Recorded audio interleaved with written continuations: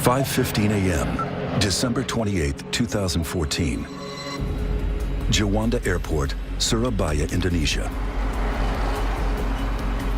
155 passengers and 7 crew members are boarding an AirAsia flight on a routine hop to Singapore, one of the world's busiest airports. Air traffic controllers assign the flight the call sign Wagon Air 8501. Wagon Air 8501. Good morning. Wagon Air 501, good morning. Join the tower. Go ahead. At the helm is Captain Irianto, a 53-year-old former fighter pilot with more than 20,000 flying hours under his belt. The co-pilot is 45-year-old Frenchman Remy Emmanuel Placel. He's flown over 2,000 hours. Also on board is 22-year-old trainee flight attendant Karanisha Haidar Fausi. The planned route from Surabaya crosses over the equator through latitudes that are home to the world's most destructive weather, known as the Intertropical Convergence Zone. It's the hottest place on the planet, I think, is the sea surface temperatures in the Intertropical Convergence Zone. That means there's lots of moisture going into the atmosphere from the ocean. Water vapor is the fuel for tropical storms. It's where the energy comes from. Although it's warm air that creates storms here, when it reaches high altitude, temperatures within the clouds drop dramatically to as low as minus 112 degrees Fahrenheit, as cold as winter in Antarctica.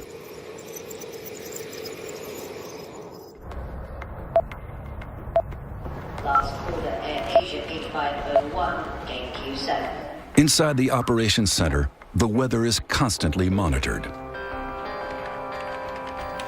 Itu tidak ada kondisi yang mengkhawatirkan. Ramalan cuaca atau prediksi cuaca pada hari itu di Surabaya tidak ada masalah.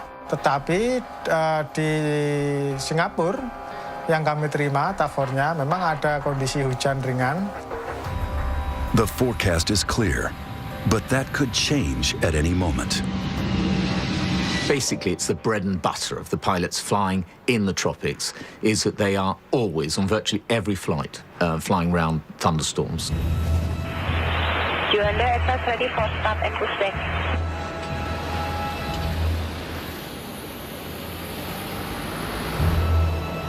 The plane is an Airbus A320, one of the most technologically advanced in the skies, and the world's best-selling single-aisle airliner. Wagon Air 501, clear to Singapore, Mike 635, level 240 initial. This plane has flown 13,500 times, covering more than 23,000 flight hours. Wagon Air 501, clear to takeoff.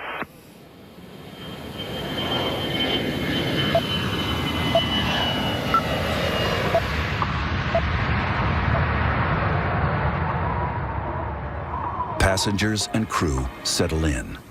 25 minutes into the flight, the plane is cruising at around 32,000 feet, now operating on full autopilot. A lot of the time, the plane is being flown by the autopilot. It's a normal flight. There's nothing abnormal about the situations or the scenario we're in. The Airbus 320's autopilot system consists of 7 computers. Airplanes are like computer games nowadays. There's a lot of pilots that will just engage the autopilot as soon as they're climbing to altitude and not touch it till they come home. And they can do that. It's literally that easy. As the plane approaches the equator, storm clouds are brewing over the Java Sea below. Severe storms can go from very small storms to very large, dangerous storms in a matter of just a few minutes. You can see a thunderstorm ahead of you or below you, and in the very few minutes you take to get there, it could have climbed several thousand feet above you. Air traffic controllers receive Flight 8501's final radio transmission. The plane requests permission to take a left turn and climb. Air traffic control will know where other aircraft are, and they either allow you to do the turn or they don't. Sometimes they may delay your turn until another aircraft has passed. Several nearby aircraft have already changed course to avoid flying into the heart of the storm. Some of them will deviate to the left, there are some deviate to the right, some flying higher. With so many flights in the same airspace, air traffic controllers deny 8501's request to climb above the storm. To be denied a climb, very normal. It happens on virtually every flight, because there you'll be passing through aircraft flying in the same direction as you, because it's always better to fly through weather than it is ever to hit another aircraft. With the possibility of severe turbulence ahead, the crew face a critical decision: to stay on course or change direction. This aircraft was the only one at 32,000 feet at that time. The other aircraft flying around the same air routes were at 30 to 38,000 feet. This animation shows the flight path of the plane's final minutes, halfway into its flight to Singapore. At 6:16, radar data records that the plane is cruising at around 32,000 feet. Seconds later, still cruising. But then, the plane deviates from its course and turns left. You would have been flying it with the autopilot, and so you put changes to direction by turning a knob, as opposed to actually flying it with the joystick. The 155 passengers on board have no clue that they are just 2 minutes from disaster.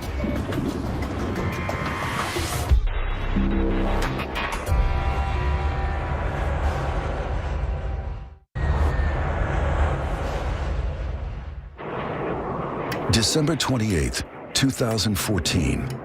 An AirAsia flight to Singapore is flying into a thunderstorm. Modern airliners are designed to withstand the turbulence produced by severe weather, but a thunderstorm is not a place any pilot wants to be. Fear, definitely fear. There are no pilots who fly through a thunderstorm who don't experience fear. But you overcome that because you have a job to do. The guidance was you're going to encounter some thunderstorms. They didn't know how severe they would be. They didn't know precisely where they were going to be. So you don't know until you get into it. And then when you get into it, sometimes it's too late.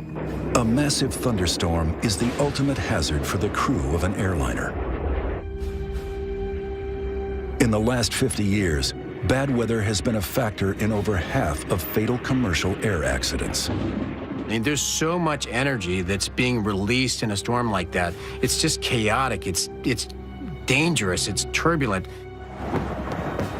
And there's an added force of nature to contend with: total lightning. Total lightning is both the cloud-to-ground lightning that we're all accustomed to seeing when it hits the ground, but in severe storms, there's 10 times as much lightning that is up in the cloud. At 6:16, radar data records that the plane is cruising around 32,000 feet. But then the plane turns left, and for reasons as yet unknown, it climbs steeply.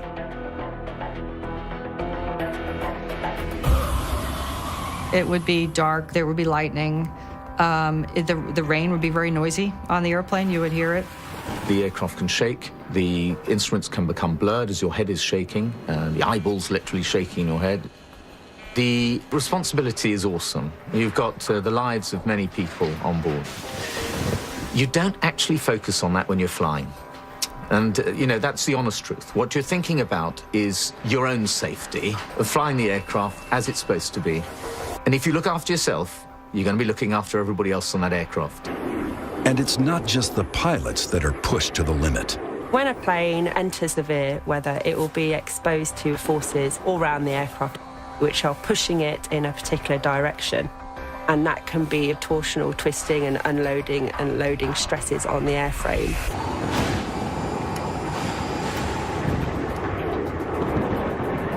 The plane climbs through 37,000 feet. As it climbs, its speed slows to just over 400 miles per hour. Just 20 seconds later, the flight is around 38,000 feet. Then, it slows down even more. At 6:18 a.m., the plane goes missing from radar.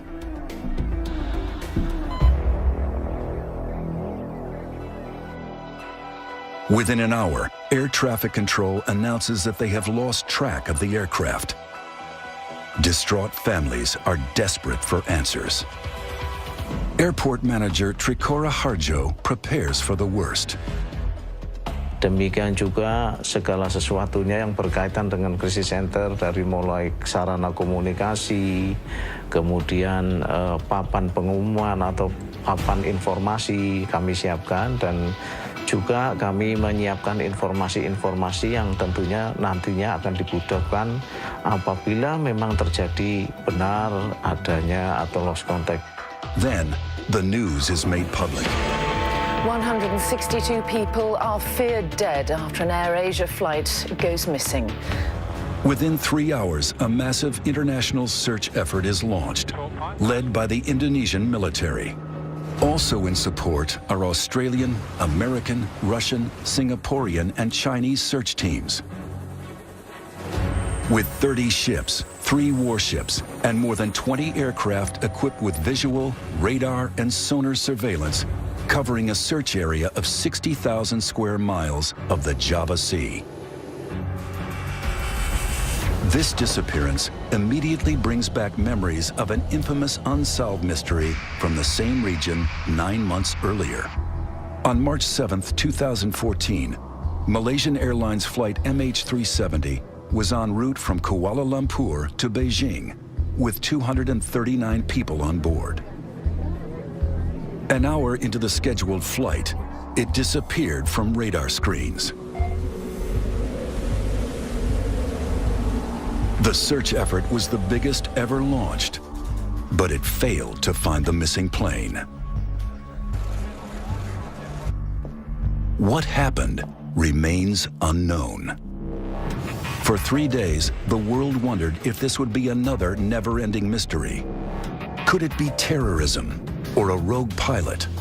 But then, wreckage is discovered. All the evidence points to the plane having crashed into the sea. Everyone on board is dead. One of the first bodies to be recovered is the trainee flight attendant, Karunisha Haidar Fausi. Her funeral becomes a focus of national mourning. Unlike MH370, there's no missing plane here. The mystery is, how did this happen? 10 days after the first wreckage is located, there's a breakthrough. The black box data recorder from the AirAsia plane, which came down off Indonesia, has arrived in Jakarta for examination. As the recovery operation continues, experts around the world begin to ask, how can one of the world's most sophisticated planes suddenly drop from the sky? We gotta know what happened. We have to know what caused it. The first thing, the most important thing for the families is they want to know what happened. They want to know the truth. And of course, they deserve to know the truth. The priority for the families is to ensure that no such disaster ever happens again. The official investigation is ongoing, but based on released information and expert analysis, it is now possible to explore the key factors which likely influence the plane's final moments. And this may change the way you feel about flying.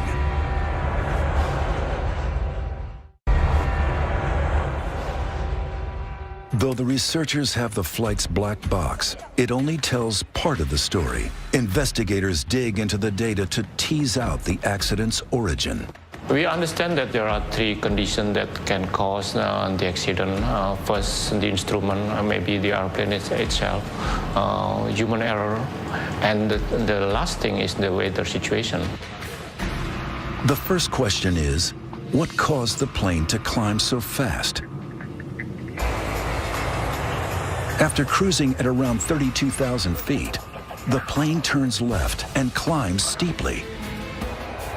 Just 40 seconds later, the plane is over 37,000 feet. 38,000 feet. That's a climb of nearly 6,000 feet in less than a minute. 3 times faster than normal and outside the parameters set by the autopilot. So was the plane out of control, or was it direct pilot action? 6,000 feet per minute is a pretty hefty climb at altitude, no less, when the performance isn't as good. It's possible that they pulled the nose up and traded speed for altitude. That is possibly what happened, that the aircraft was climbed too steeply. But there could be another reason. It's possible that they got into an updraft and they were carried up by a bubble of air, basically. It's very turbulent and very chaotic and very dangerous. And what goes up has to come down. So you have a massive updraft, and then you get a massive downdraft.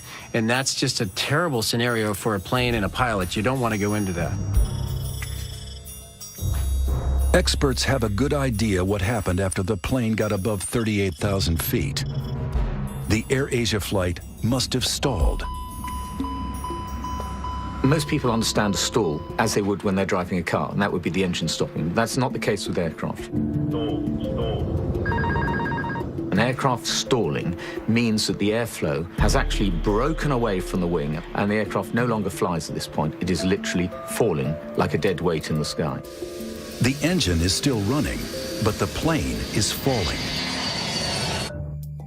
To see how this affects aircraft in flight, test pilot Dr. Guy Grattan is examining the profile of a wing in a wind tunnel. In the wind tunnel, you can see the flow demonstrated by these lines of smoke. At level flying, the airflow is steady around the wing. But then, as the angle of attack changes, just as it would in a climb, this happens. You reach a point where the flow starts to separate, starting at the rear top surface, and then it breaks up completely. This is known as the stall. Guy is going to put his skills to the test by pushing this plane to its limits and stalling it. Aerodynamically, the stall happens when the flow has broken up on the upper surface of the wing and it ceases to lift efficiently, and that causes the aeroplane to fully or partially lose control. This light aircraft is a Grumman AA-5, but the aerodynamic principles are the same for any plane, including the AirAsia flight. If the aeroplane stalls, a good pilot should be immediately reducing the angle of attack and increasing the power to recover. If they don't do that, what's likely to happen is an increased rate of descent, and either the aeroplane will remain in the stall until it hits the ground, or the aeroplane can enter a spin. For an unprepared pilot, the effects of a stall can be catastrophic. During takeoff in Afghanistan, after its cargo shifted to the back of the hold, this freight plane stalled.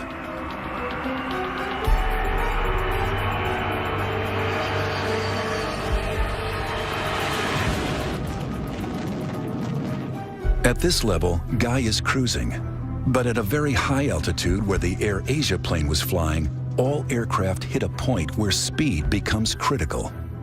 It's an area known by pilots as Coffin Corner. Coffin Corner exists at a high altitude, and to fly at those conditions is really very difficult because you've got to manage the speed of the aeroplane very, very accurately. Every plane has a maximum and minimum speed. The complicating factor is the higher the altitude, the smaller the margin of error between going too slow and going too fast. If you go high enough, what you do is reach a point where the stall speed and the maximum speed are very close together, and we refer to the aeroplane as being in Coffin Corner because if you go any faster, then you'll lose control or break the aircraft, and if you go any slower, you'll lose control of the aircraft. So it's a very vulnerable place to be. Whether or not you're high up in a Coffin Corner or at low altitudes, a stall possesses a unique challenge for a pilot. I'm just going to reduce the power, and then I'm going to hold the nose up. The effect of that is going to be that the speed's going to bleed off. Anything below 60 knots risks a stall. Okay, just closing the throttle now. You can see the speed is bleeding off now. At 65 knots, I've got a stall warner. Could this be what happened to the AirAsia flight? The airplane's starting to wallow. You can see the nose coming up. I've lost view of the horizon in front of me. It's about 55. I'm about to lose it.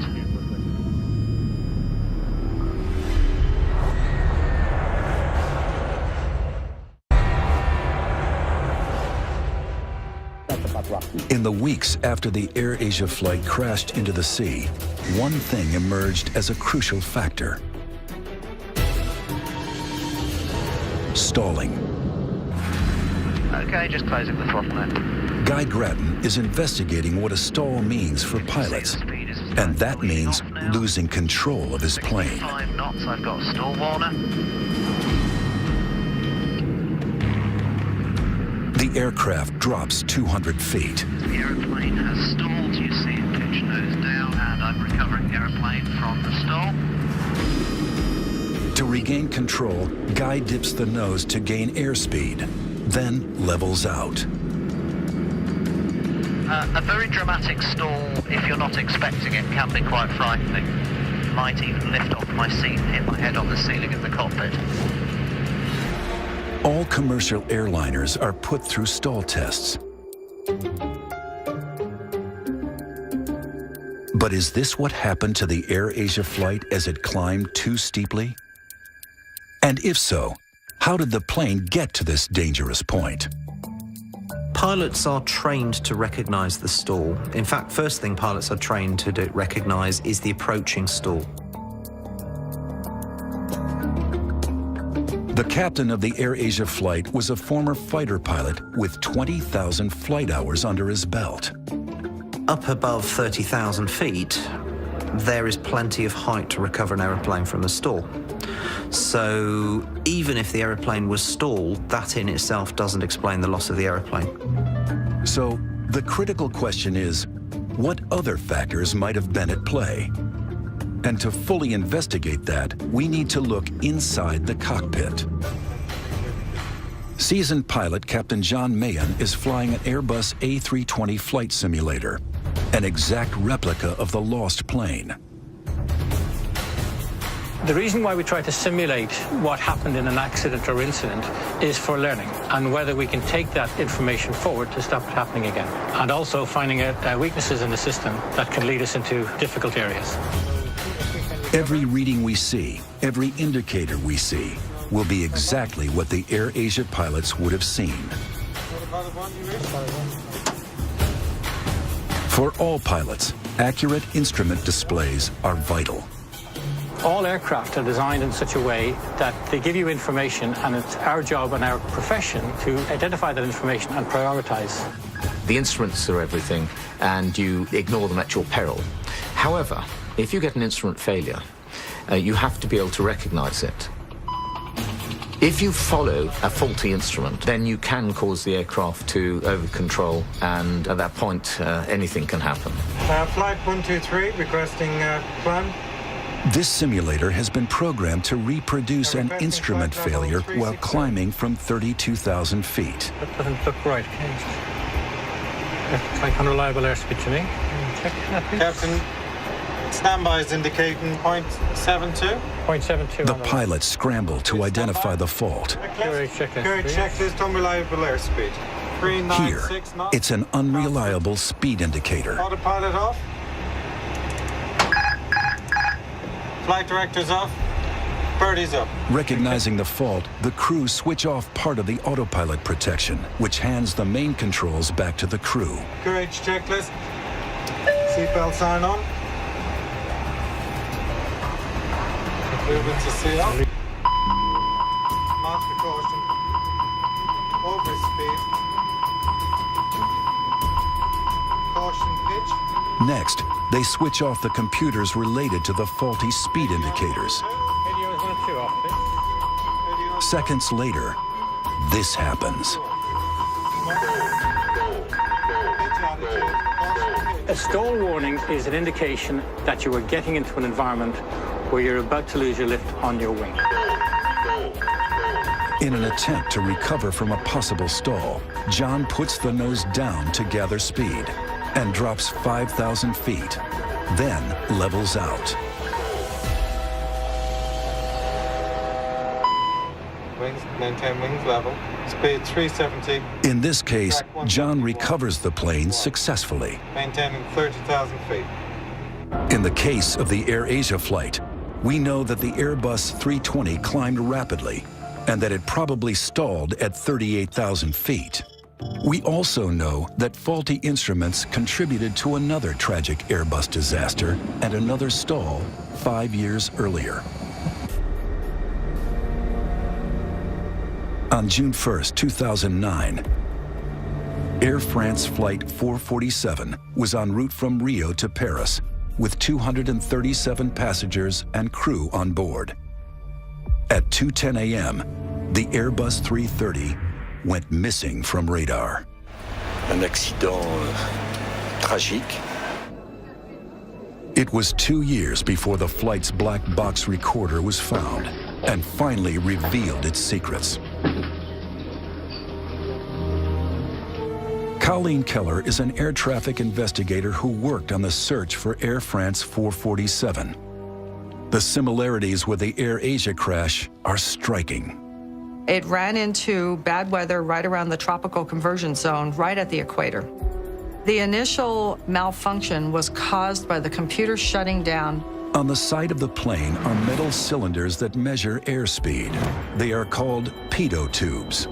The investigators discovered that the tubes had frozen over, causing the instrument readings to go haywire. The computer literally said, "I can't function, I'm confused," and it shut down. After the computer shut down, the pilots were forced to hand fly the airplane in a very difficult area, which is very high altitude. These are some of the actual words spoken by the pilots as recorded by the cockpit voice recorder. Qu'est-ce que vous faites? T'as le contrôle de l'avion là? They had the throttles back and they had the nose up, so both those combined to make it start to go very slow. They pulled the power back because they thought they were going too fast, and that put the airplane in a stall on a steep descent, like kind of a floating down descent. Unknown to the Air France passengers, the plane had dropped 10,000 feet per minute. Probably most people were sleeping or trying to sleep. There was a lot of turbulence. The lights were dimmed, and it would have felt like that the whole way down. I don't think people realized what was going on. In the cockpit, faced with unreliable instruments, the crew didn't realize that the plane was in a stall. If they had, the pilots could have recovered control. Instead, they continued to drop towards the sea. Putain, va taper. C'est pas vrai.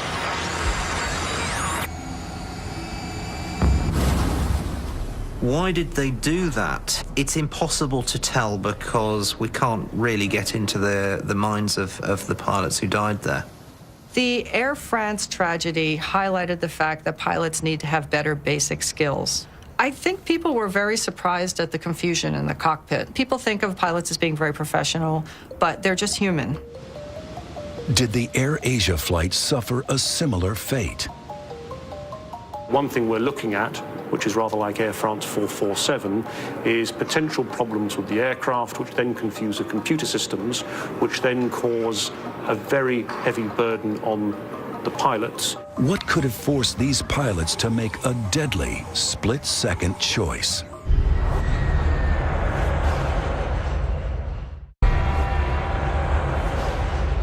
Flight 8501's tragic final moments may have come down to something seemingly innocuous: ice. Icing is a very big concern for all aeroplanes. Icing can change the aerodynamics of the plane, but as we learned from Air France, it can also affect key systems. There may well be an issue here about freezing of sensors.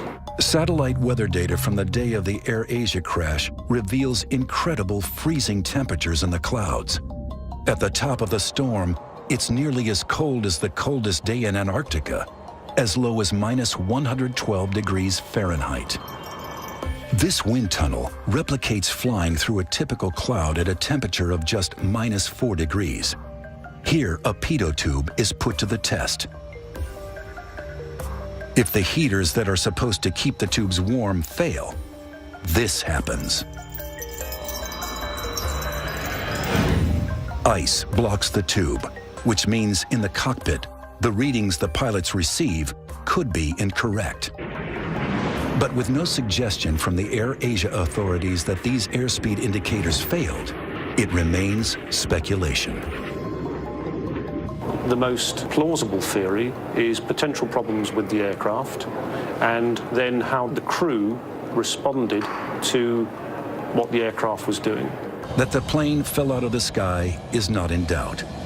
But what happened during its fall could shed light on the flight's final moments. In the weeks after the crash, there were reports that the plane had exploded before it hit the sea. Based on released information, this is what we can piece together. At an altitude of around 38,000 feet, the plane loses speed. Then it drops. Some experts estimate that at that point, it falls at a rate of 20,000 feet per minute, twice as fast as the Air France disaster, down to 24,000 feet, before all communications cut out. To investigate whether or not the plane broke up during its descent, Indonesian aviation analyst Jerry Sujatman is reviewing the data relating to the distribution of debris across the Java Sea. I think it's pretty certain that the aircraft went down in one piece. The wreckage pattern does not indicate any breakups prior to hitting the water. So we just have to look at the wreckage itself. And the telltale signs of it is that, yes, the aircraft would go down tail first, hit the water tail first. It's clear from the wreckage that mid-air structural damage is not a major factor here. From what we hear from the investigators, from the cockpit voice recorders, that up to the last moment, they did put all their efforts into trying to save the aircraft.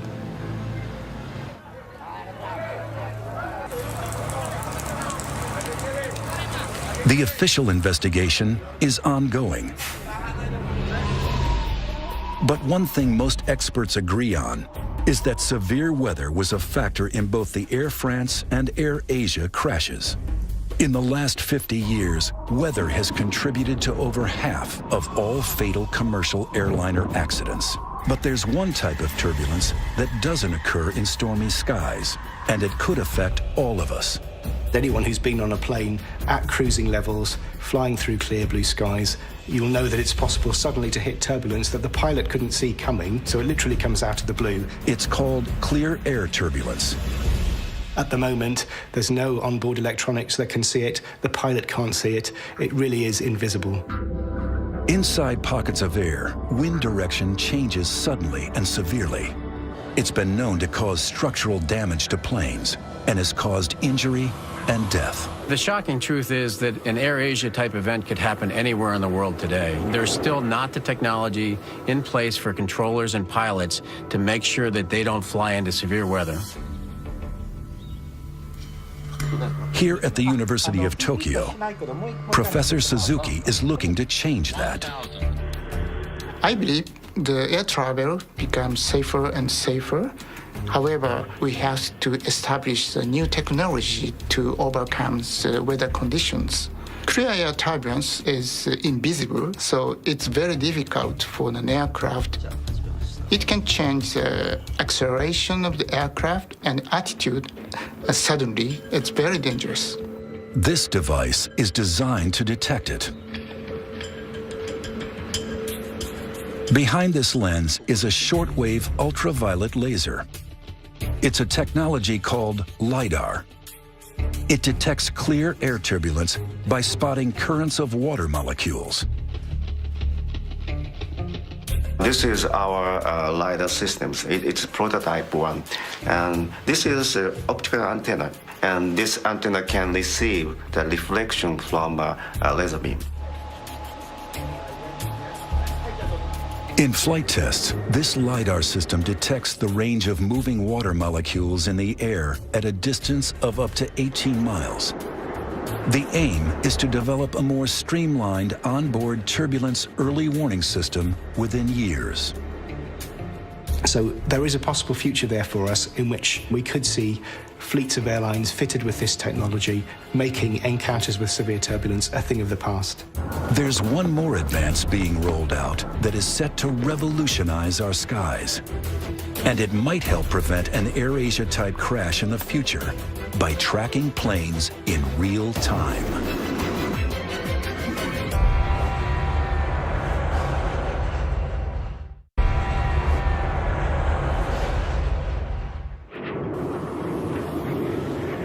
When the AirAsia flight crashed, scientists around the world continued their search for solutions to safer and more efficient air travel in the future. It's just amazing to me how complex the airspace is. From pilot to air traffic controller, many different systems interchange information and data. Our current technology is unable to track all those planes as they move around the globe. I think that it was a shock with the recent tragedies that occurred, that people started to realize that the whole Earth is not covered, and there are vast amounts of oceans and mountainous areas that are not covered. It's estimated that 70% of the world's airspace is out of the range of radar. Currently, what controllers see when aircraft are crossing the oceans are a dot that was placed by an airplane reporting back, say, 10 minutes ago, and they know where it's supposed to be 10 minutes later. So really, there's a 10-minute gap, which is basically 80 miles apart. That's because there's no real-time surveillance or tracking of that aircraft in between. Here at the Ariane facility in Virginia, engineers are changing that. This is one of the most revolutionary advancements in air traffic control since radar. 66 Iridium satellites are readying for launch for full operation in 2018. The satellite network will cover the globe, receiving signals from every plane everywhere on the planet, relaying information to controllers on the ground. Think of it as a GPS receiver on board all of the airplanes that transmits its precise location in real time to air traffic control authorities. By putting an ADS-B receiver on board each satellite, we realized that we would create something that was not possible before. If this technology were available now, MH370 would have been better tracked, and the AirAsia flight would have been found within hours, not days. With second-by-second information, air traffic controllers will be better equipped for a quick response to pilots who need a sudden change of altitude. The AirAsia flight might not have been denied permission to climb to avoid a storm. The altitude changes are important because a lot of those requests are a function of weather. So when the pilot says he's over a particular point and he's requesting to change altitude, the controller will have the screen to look at, and the pilot will have a higher rate of responsiveness from the controller based on the fact that they have a shared situational awareness. Global tracking of flights will make managing flights safer and more efficient. But a critical issue remains. There's one unpredictable factor that's a cause in up to 80% of all air crashes: human error. I think the public is wondering how safe flying is. People are afraid of airplanes crashing because the crashes are so horrific when they happen. A lot of people die at once, and they think about that. But truly, aviation is a lot safer than most other forms of transportation. However safe day-to-day flying is, the fatal Air France crash tells us that too much technology in the cockpit can cause confusion. You've got a very highly automated aircraft, and crews sometimes struggle to deal with the complexities of the automated systems, and they are not trained to deal in an emergency or difficult situation with manually flying an aircraft. Are pilots becoming over-reliant on computers? Pilots today have lost their skills. They're not hand-flying the aircraft as often as they have done in the past, and therefore when they have to do so, they're not as skillful doing it. And there's no question about it, because practice makes perfect. But overall, we're much better off with this automation. The answer seems simple: more training and more experience at the helm. Everybody knows that pilots should probably be flying manually more than they are doing. Technological advances are seeking to keep up with ever-increasing demands for travel and making flights better able to cope with increasingly violent weather. But for the families of the passengers and crew of the AirAsia flight, their hope is that a tragedy like this will never happen again. They want future accidents to be prevented of a similar type. And so it is vital that the causes are identified for what brought this aircraft down, and more importantly, that those causes are then acted on so that other families don't have to go through what the AirAsia families have gone through.